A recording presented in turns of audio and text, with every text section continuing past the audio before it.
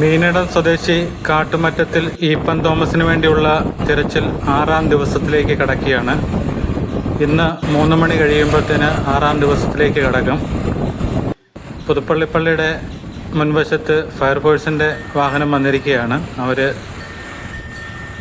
രാവിലെ തൊട്ട് തിരച്ചിൽ ആരംഭിച്ചതാണ്. ഇത് കൊട്ടാരത്തിക്കടവ് ഭാഗത്തേക്കാണ് പോകുന്നത്. മീനടം പുത്തമ്പരപ്പടിക്ക് സമീപം കാട്ടുമറ്റത്തിൽ ഈപ്പൻ തോമസിൻ്റെ സ്ഥലത്തിൻ്റെ അകത്ത് തേങ്ങ ഇടാൻ വേണ്ടി അവിടെ തേങ്ങ ഇടുന്ന രമണൻ എന്ന് പറഞ്ഞ ഒരാളാണ്. അദ്ദേഹത്തെ കൂട്ടി അവിടെ പറമ്പിൽ തേങ്ങ ഇടാൻ പോയതാണ്. തേങ്ങ ഇട്ട വഴിക്ക് ഒരു തേങ്ങ വെള്ളത്തിൽ വീണു. അപ്പോൾ അതെടുക്കാൻ വേണ്ടി ഇറങ്ങിയതാണ്. ആ സമയത്ത് തോട് നിറഞ്ഞ് വെള്ളം കിടക്കുകയായിരുന്നു. അപ്പം കാല് വഴുതി വെള്ളത്തിൽ വീണതാണ്.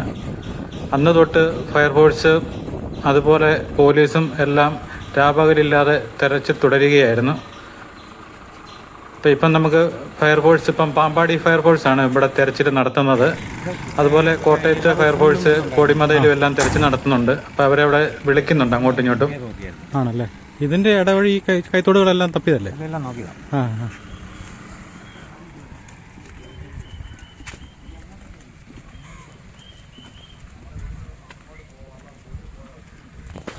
ഇപ്പം പുത്തമ്പരപ്പടി വഴി വരുന്ന തോട് ഈ കൊടുവിലാറിൻ്റെ ഈ ഭാഗങ്ങളിലേക്കാണ് സംഗമിക്കുന്നത്.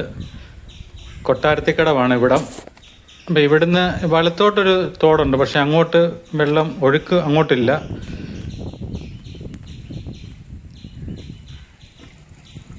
ഇവിടുന്ന് പള്ളിയുടെ അങ്ങോട്ടാണ് ഒഴുക്ക് മുഴുവന്. ഇനിയിപ്പം ഇവർ വെള്ളത്തിലുള്ള തെരച്ചിൽ ഏറെക്കുറെ മുഴുവൻ എല്ലായിടവും ഇവർ അടിച്ചു പിറക്കിയാണ് വന്നത്. അതുപോലെ ഇവരുടെ സ്കൂബ ഡൈവിംഗ് ടീമുകളെ അതുപോലെ.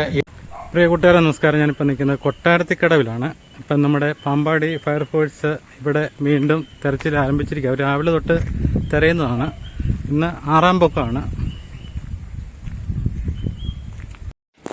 കൊട്ടാരത്തിക്കടവ് മുതൽ പെരുവേലിപ്പാലം വരെയുള്ള തോടിൻ്റെ കരകളാണ് തപ്പിക്കൊണ്ടിരിക്കുന്നത്. ആ സമയത്ത് വെള്ളം കവിഞ്ഞൊഴുകിയതുകൊണ്ട് ഈ ചെറിയ ഇതുപോലെയുള്ള കൈത്തോടുകളിലൊക്കെ വന്ന് കയറാൻ സാധ്യതയുണ്ട്.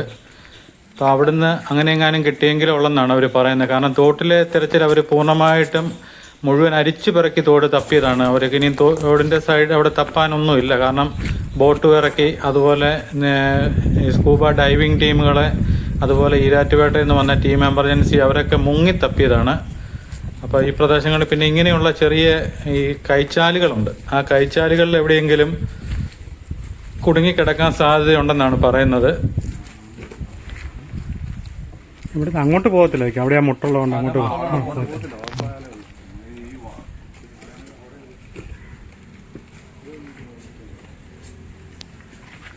അതുപോലെ പാമ്പാടി ഫയർഫോഴ്സിനെ സംബന്ധിച്ച് വിശ്രമമില്ലാതെ പണിയെടുത്തുകൊണ്ടിരിക്കുകയാണ് അവർ.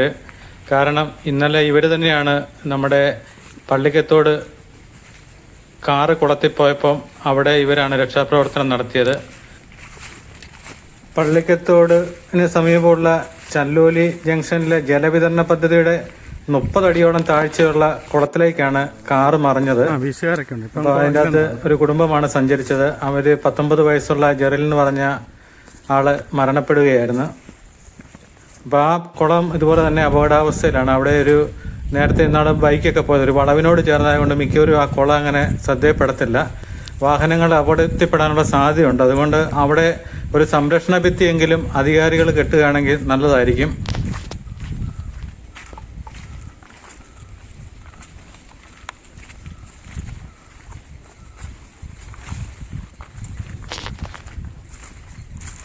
നിങ്ങൾ ചെന്ന് കഴിഞ്ഞാണോ ബോഡി കിട്ടിയെന്നല്ലേ? ഇന്നലെ ആ ആ ആ 19 വയസ്സുള്ള പയ്യനല്ലേ?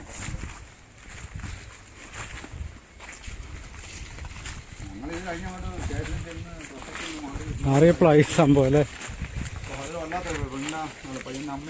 ആ അല്ലേ? ആ അവരുടെ മുന്നിൽ വെച്ചല്ലേ ഇത് നടക്കുന്നത് അന്നേരം അല്ലേ?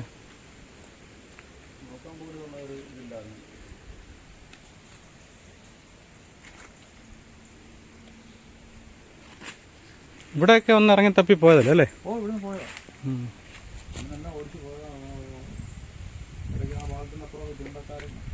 ആ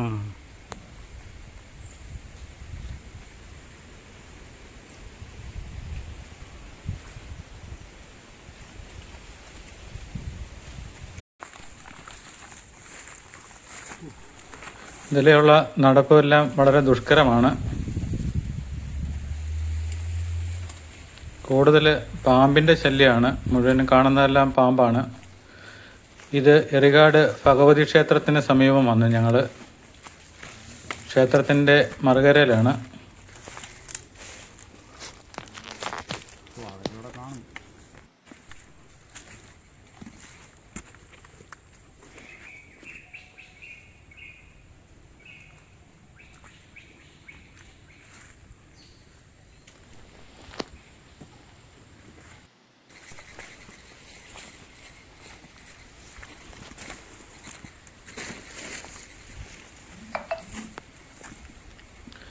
ആളെ കിട്ടുന്നിടം വരെ ഫയർഫോഴ്സിനും പോലീസിനും വിശ്രമമില്ലാതെ അന്വേഷണത്തിലാണ്.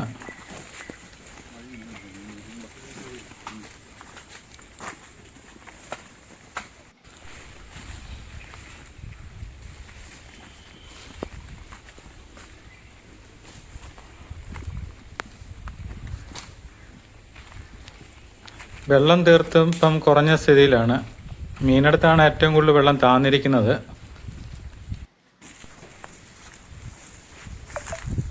മീനിടം ഞണ്ടുകുളം പാലം കഴിഞ്ഞാൽ പിന്നെ മാത്രമേ ഉള്ളൂ കുറച്ച് ഇഞ്ചക്കാടുകൾ കൂടുതലുള്ളത്. അവിടെ ഇവരെല്ലാം കഴിവതും ഇറങ്ങിയൊക്കെ തപ്പിയതാണ്. അങ്ങനെ പെരുവേലി പാലത്തിന് സമീപം വരെ വന്നു.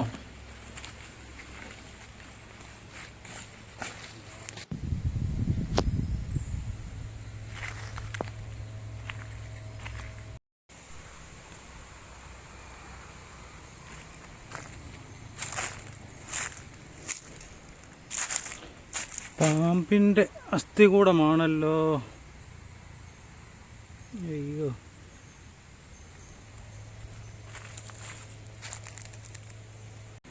ഫയർഫോഴ്സിൻ്റെ വാഹനം കൊട്ടാരത്തിക്കടവിൽ കിടക്കുകയാണ്. അത് ഇങ്ങോട്ട് വരാൻ വേണ്ടി വിളിച്ചിട്ടുണ്ട്. വാഹനം വന്നിട്ടുണ്ട്.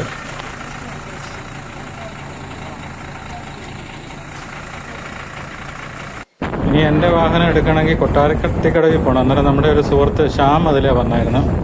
ശ്യാം അന്നേരം എന്നെ ഇവിടെ കൊട്ടാരത്തിക്കടവിൽ കൊണ്ടുവിട്ടു.